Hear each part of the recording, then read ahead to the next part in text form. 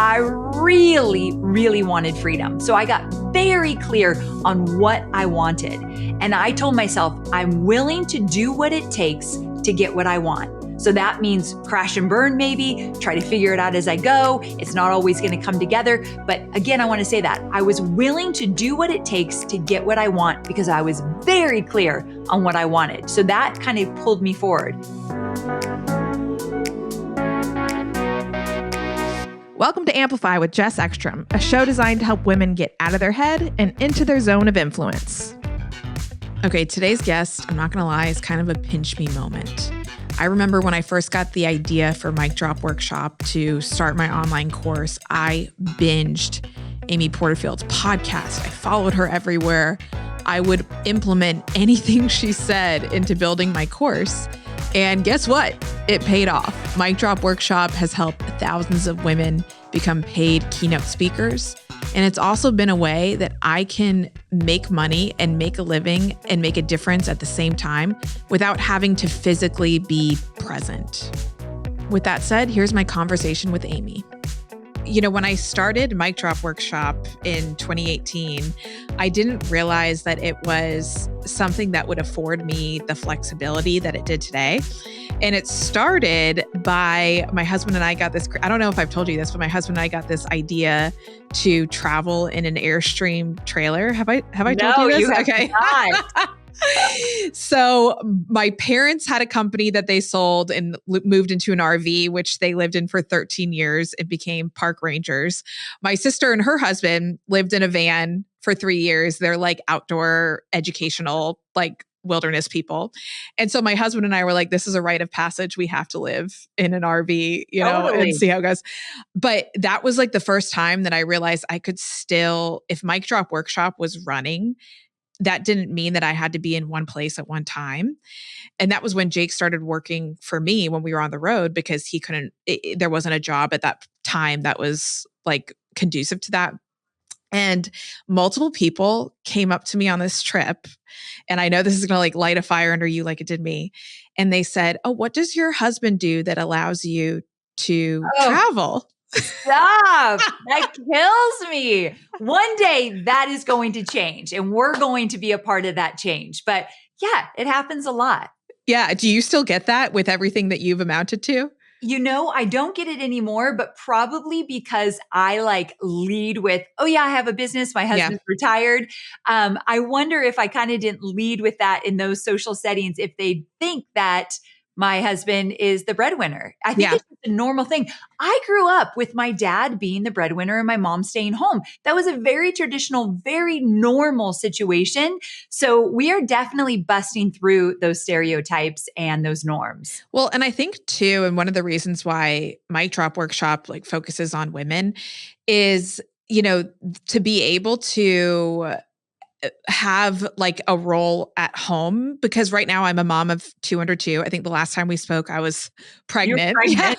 Yes. Which I want to talk about as well. But, and to be able to have a career or some sort of income and be able to be at home is that, you know, I feel like having an online course allows women to have that overlap. Is that what you've seen so far? And Absolutely. I have so many moms in my community, moms and dads, but the moms are really vocal about what a digital course affords them in terms of freedom, and also allows them, if they have a business and then they start a family, allows them to keep making revenue when they take a step back and are with their family. And I think that is the ultimate freedom. Freedom to me is whatever it is that you want in terms of how to design your life. That is your freedom. So a lot of moms, that's what they say their freedom is. And I love how you said whatever it is that you want. Yes. I think we originally bonded over Harrison Butker's graduation speech. Yes, we did. And I love that it sparked a conversation, because I agree with you where I don't think that, you know, women's rights and women's empowerment means that women have to work. It means that they should be able to choose what they do and when they do it and not be forced to do anything. And I think having an online course like Mic Drop Workshop has allowed me to do that. I told you the last time we spoke that I'm going on maternity leave.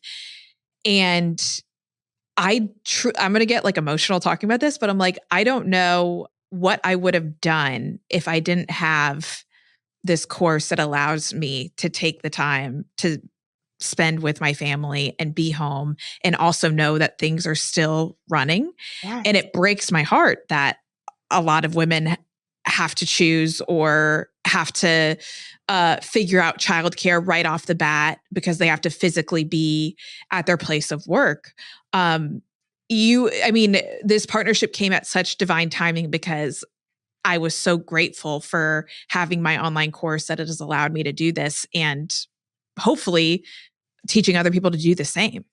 Absolutely. I think that's what I love about it. And the fact that you get to pour your expertise, your skill set, your knowledge into something, and you get to call the shots. For me, so I've never had a baby of my own. When my son, I call him my son, he's my stepson, was 4, he came into my life. So I've gotten to experience being a stepmom, and it's a wonderful experience. Hasn't always been. It was a little tough in the beginning, figuring out my place. But over the years, I've really stepped into it and love it. However, I've never had a child of my own. So for me, I just wanted to be able to call the shots. 15 years ago, I was in a corporate job and I did not call the shots whatsoever.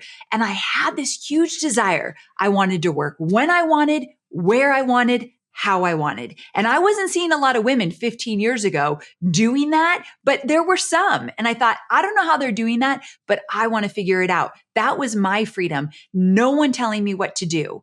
And all my life, I've had a man tell me what to do. My dad was really strict and he was the big boss and it was his way or the highway. That's how I was raised. And then I get into all these jobs and I let these bosses, usually men, take that role that my dad did. I know this seems a little weird, but I think some women can relate to that.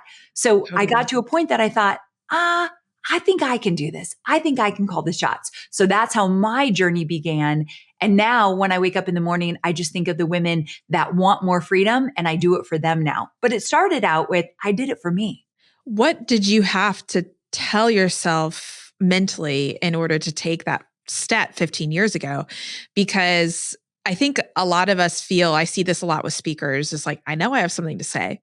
I know I'm destined for more, but it's like you feel that cement feet stuck in the ground of, well, who's going to listen? Who's going to care? Or am I good enough? So what did you tell yourself? First of all, it was really scary. And I really did think, holy cow, if this doesn't work, I'm going to have to go beg for my job back. So I had all the fears. I had the imposter syndrome. I thought, who is going to listen to me? At the time, I was working for Tony Robbins. So he was a big, literally and figuratively, and I was behind the curtain. No one knew who I was. So I also had an example of someone big and dynamic. How am I going to measure up? However, two things. Number one, I really, really wanted freedom. So I got very clear on what I wanted. And I told myself, I'm willing to do what it takes to get what I want.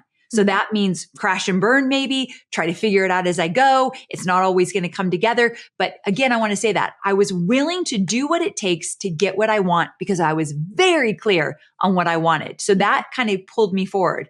But also the second thing is I started to look for examples. I said that 15 years ago, there weren't a lot of women having the freedom I wanted, but there were some of them.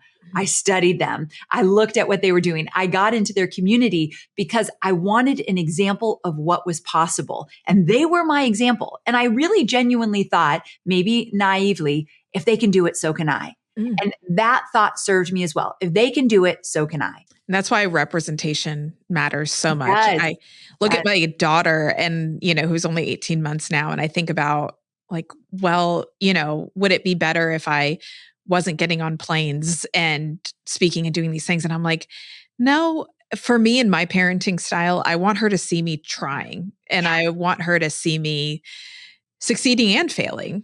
And one of the things I've loved about you is like, you've done over 100 million in revenue. You're like Inc.'s best places to work, which I'll be sending you my resume eventually. But like your first launch was, what was it? Like you made $267 or something like that. Yes. Tell us about that first launch and maybe help us fill in the blank of how you get to 100 million from $267. Okay. The worst part about that launch is the program was $297. I didn't even make enough to cover one unit. And so what happened was I put together this course, and I'll tell you the mistake I made in a moment. And I put it out into the world thinking I didn't really have an email list. I didn't have a big social, and I did not nurture any of them. So I don't know where I thought I was going to get my audience, but I put it out into the world and it was practically crickets. I sold a few, but when you take a little bit out for expenses, I really didn't even make enough to cover one unit. Yeah. So what happened there? And then I'll tell you how I got to the 100 million. I created a course where I didn't have a 10% edge. So this is important. If you're thinking about creating a course, especially if I'm talking to a lot of speakers or women that want to be speakers, you have a skill set, knowledge, techniques that you use in order to get yourself results or somebody else. Like what you say on stage, what you teach, or what you plan to teach on stage, that is a knowledge and a skill set that gives you a 10% edge. You're at least 10% ahead of those that want to know how to get to where you're at or how you got your clients there. So you just need a 10% edge. Everyone listening has it. But at the time, I didn't understand that. So I created a course where I didn't have any results in. I was teaching people how to launch a book with social media. I was a social media expert. I had no idea how to launch a book. I don't know why I did that. I call it desperate energy. I just wanted to get something out there, but I wish I would have stayed in my wheelhouse and it would have worked. The second thing is I had a tiny email list and small social, which is very doable. You can have a successful course with a very small audience, but I didn't even nurture them. I wasn't really posting. I never sent emails. So they weren't paying attention. So if I just had engaged with that audience a little more, I would have had more success. So these are some lessons learned. But imagine if I said after that first very big failure, imagine if I said, I'm not meant to be an entrepreneur. I'm not meant to teach in courses.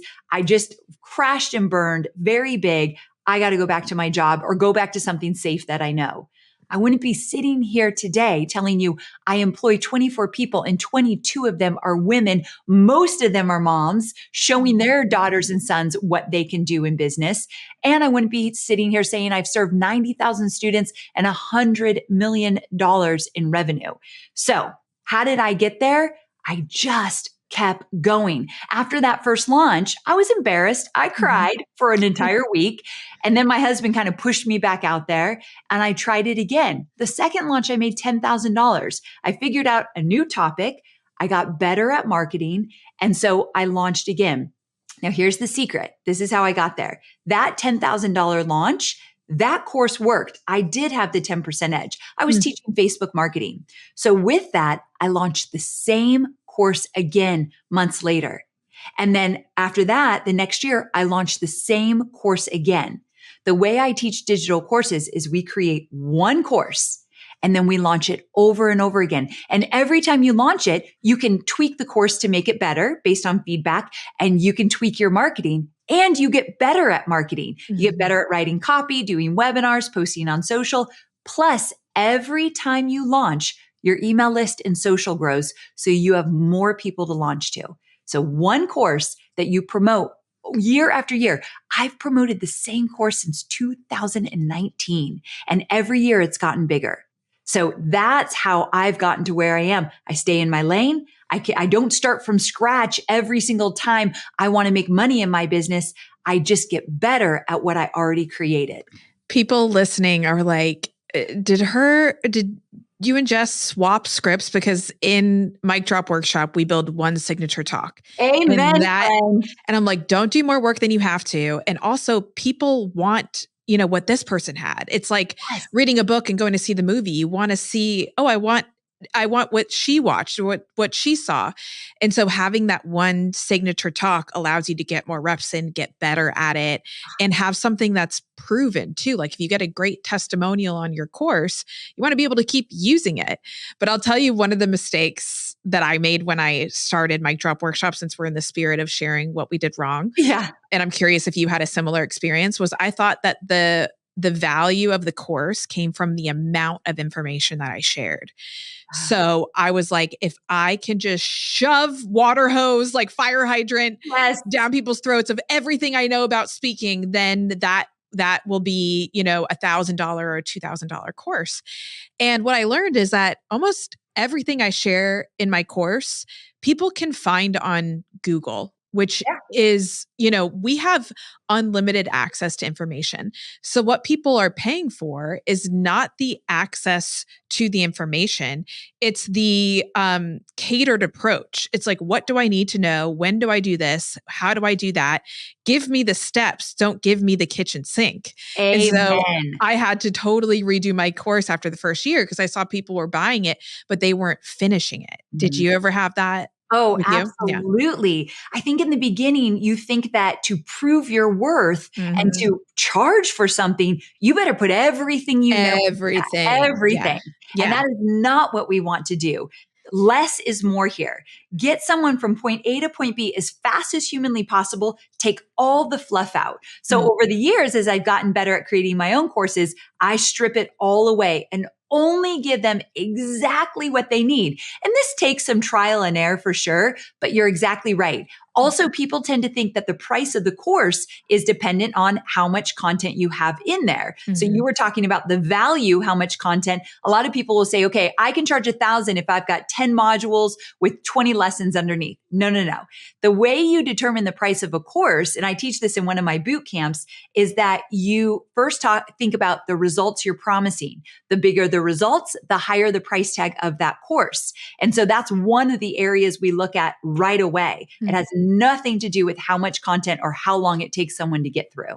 And what is the earning potential that you see with a course? Like I think women need to talk about money more. We don't know, like so many women in the speaking industry don't know what to charge to speak. I didn't know what to charge to speak. That's how I got Mic Drop Workshop started, because I charged $8,500 and the event told me that the male keynote got $50,000 for the same event. And I didn't know that. And so we need to talk about money. What's the earning potential for a course, whether you're a beginner or you have something more seasoned? Love this question. So I always like to look at course math, and I do it in a really simple way just to show you what's possible. So let's say that you have a course and you want to charge $500 for your course, which is a really good price point for a digital course. You want to charge $500.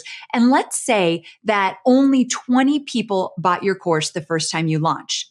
Only 20, that word only, we got to scratch it out because you just made $10,000, $10,000 with your first launch.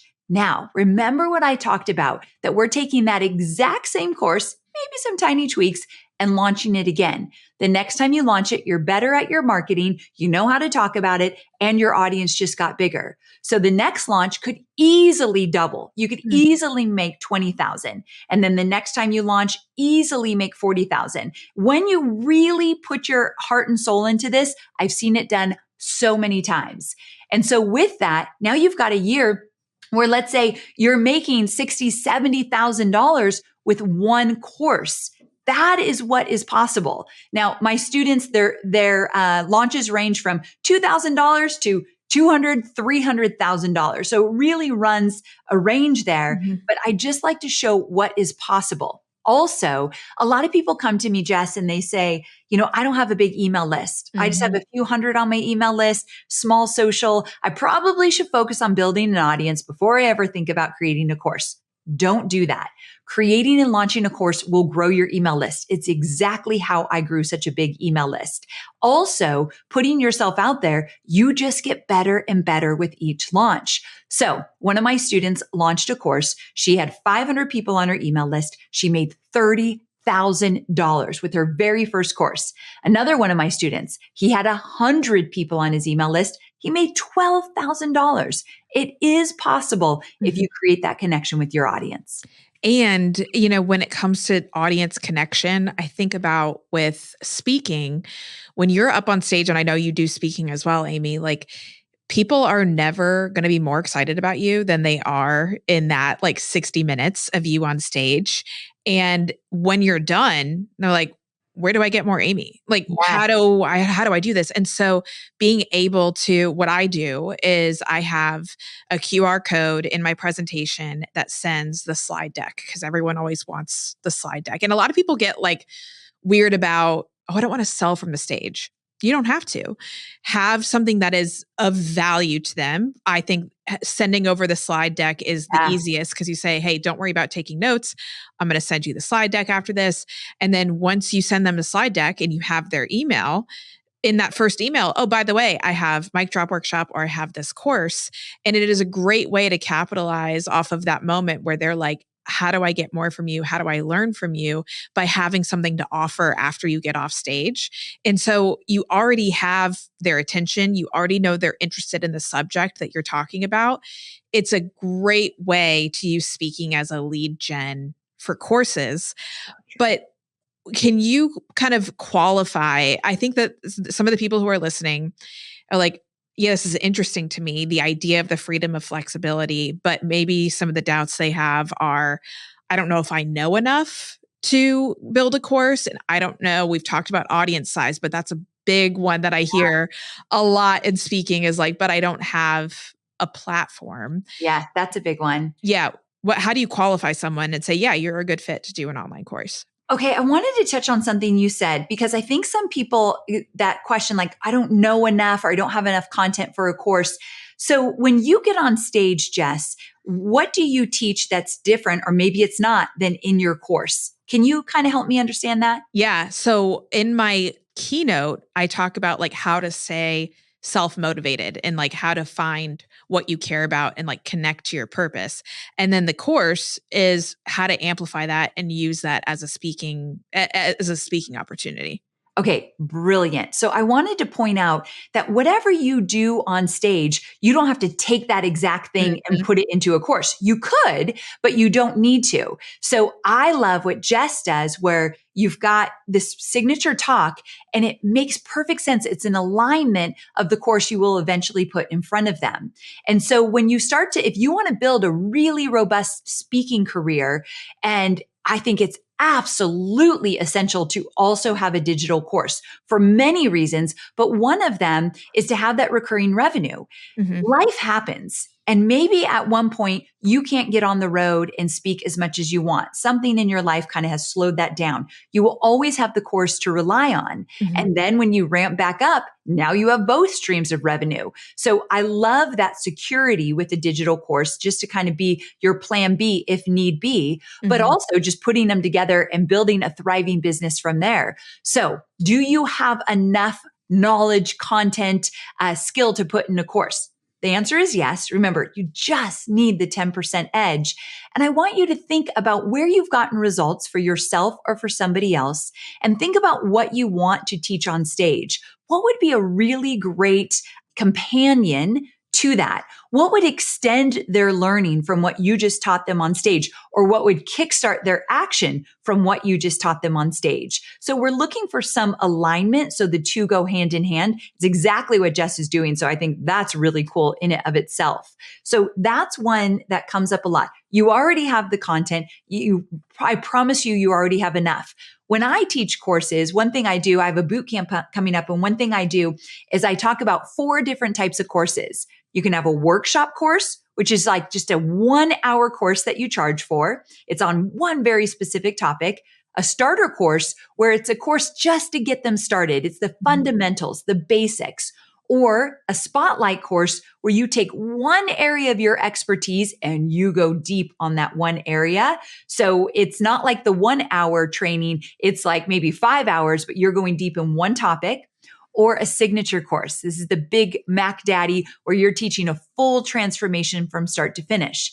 So you've got options. So if you're a little bit worried, I don't have enough, you're going to do a workshop course or a starter course. Right there is a great place to start. So you have enough content, you have enough knowledge, I promise you. And then, of course, we talked about it's okay to have a small audience. You can have great success with a small audience. And every time you launch, your audience gets bigger. And you learn more about what your audience needs too. Okay. And I think like one of the things I want to point out too is if you've already done some of the work to be a speaker, like for example, one of the things we do in Mic Drop Workshop is you create a speaker statement, which is, hi, my name is Amy and I help people build profitable online businesses. And once you have done even just that part, creating your speaker statement, that'll transfer over to your course. And so much of the work that you've already done as a speaker transfers to being a course creator and vice versa. So if you've already waded in the shallow end, like just keep going. Yeah. We're all here with you. And I'm going to put more information about the boot camp as well at micdropworkshop.com and in the show notes. So you all will have that. But Amy, what is like one parting piece of advice for someone who, whether they want to start an online course, become a speaker, write a book, who maybe is feeling a little bit of pause about sharing their knowledge or their story? What do you have to say to them?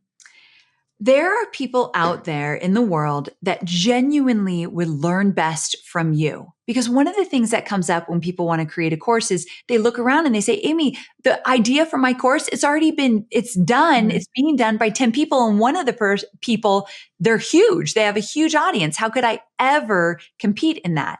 And you don't need to compete. You just need a tiny sliver of the internet to pay attention. And that tiny sliver, they are looking for you. They want to learn from you. They feel a connection with you and your journey resonates with them, other than all those other people. So when you start to hesitate, I don't know, coming out from behind my computer, putting myself out there, teaching what I know, I don't know if I'm ready. You are doing a disservice for the people that genuinely need to learn from you.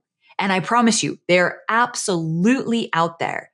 And also, look around. I know sometimes people think this way. They look at someone online and they're like, how are they killing it? How are they crushing it? I know more than they do. I've been doing this longer. Like, we don't say that publicly, but we've all had that moment. Yes.